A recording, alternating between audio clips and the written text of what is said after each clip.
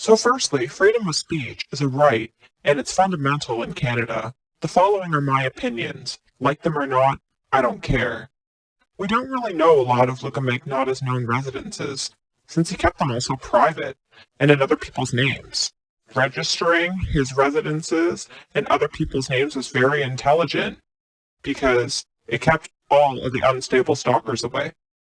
The only residences we know are not actually his residences. They were work locations. He rented units to use specifically for his escort clients, such as the DeCarey apartment in Montreal. 5720 DeCarey was only used for Luka's escorting clients. He never lived there. I have a list of Luka's actual residences, which I'll be speaking about. In the early 2000s, Luka Magnotta met and became very involved with the Toronto Greek family. I've done a lot of research on this and interviewed people, and this is what I've learned. Luka was first introduced to one of the Greek brothers. Yes, there were two Greek brothers, but in 2001, Luka was introduced only to the older brother, Nick. He was a fat man, 4 years older than Luka and very homosexual. He owned and operated a restaurant in the east of Toronto. Luka was also introduced to an East Indian young woman the same day who lived with Nico. Her name was Jyoti, and she went to high school with Nico. She apparently was very beautiful and looked similar to supermodel Naomi Campbell. Luka was introduced to these two people at a birthday party held for Nico. A man named Humdeep Singh, also known as Alex Singh or Phoenix, introduced Luka to Nick and Jyoti at this birthday party. The three young people, Luka, Nick, and Jyoti, became fast friends and spent a lot of time together. They kicked Phoenix out of their group because he was an extremely flamboyant, dramatic, and idiotic East Indian man. He went on to become an author. So Phoenix, aka Humdeep Singh, aka Alex Singh, was out. Luka, Nick, and Jyoti spent all their time having a lot of fun. They were always at restaurants, nightclubbing every night, and became inseparable.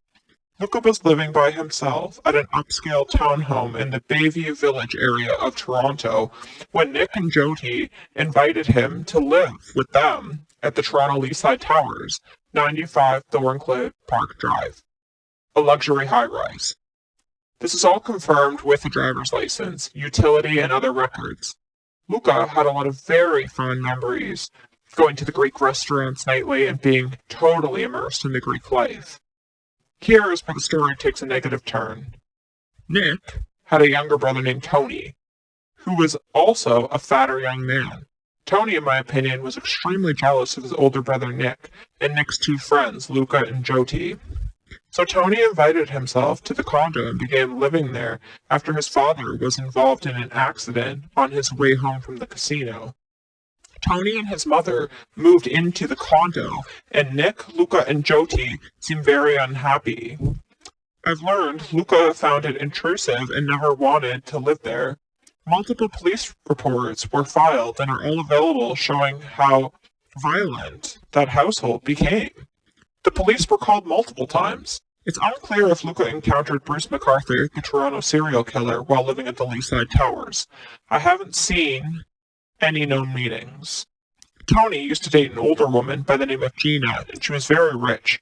Her family was extremely wealthy. Tony introduced Luka to Gina, who was 9 years older than Luka. Tony became obsessed with using Gina and Luka to obtain credit in her name, according to the public court records. All the merchandise bought with Gina's credit, $40,000 worth, and it all went to Tony and his household. Nothing went to Magnotta. He was a pawn in Tony's game, in my opinion. Tony was on all of the store surveillance, next to Gina and Luka. One day, Gina's very powerful father received an anonymous call from a Greek old woman who was Tony's mother. Tony became paranoid and blamed everything on Luka and moved some electronics into Luka's new residence. Tony asked Luka to hold on to the electronics. While Tony pretended to be Luka's friend, he set Magnotta up, and the police raided Luka's residence, finding some merchandise. The story was flipped, and Luka was charged with fraud, even though Gina was signing herself for everything, and Tony was receiving everything. Luka was dragged into the fraud. A sex tape was found between Luka and Gina, who were together for 6 months. She was 9 years older. She lived an hour outside of Toronto and would travel all day and night to visit Luka. If she were so mentally incompetent as her dad tried to spin it, why was she out at 2 a.m. in the morning? And she was working at the car dealership that her dad owned. She was traveling hours to visit Luka by herself for 6 months. Sounds like she was pretty adult and capable to me. That's why prosecutors completely dropped the sex assault charge. Dropped completely, because it was bogus and a lie. Years later, the media had a field day spinning this fucked up story.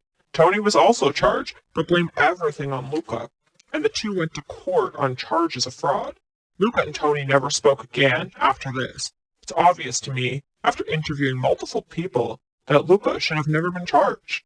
Because of this, the Toronto Mafia, the Italians, began harassing Magnotta. Luka was a victim of abuse at the Leaside Towers. I won't mention names, but certain people were poisoning him and drugging him, to the point he had a seizure and overdosed and went to the hospital. Luka's lawyer at the trial, Peter Scully, fully supported Luka.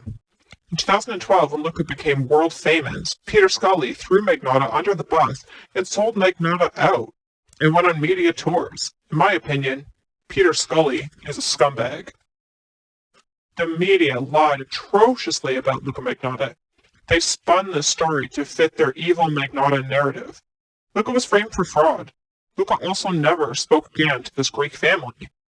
I say family because they baptized Luka and unofficially adopted him.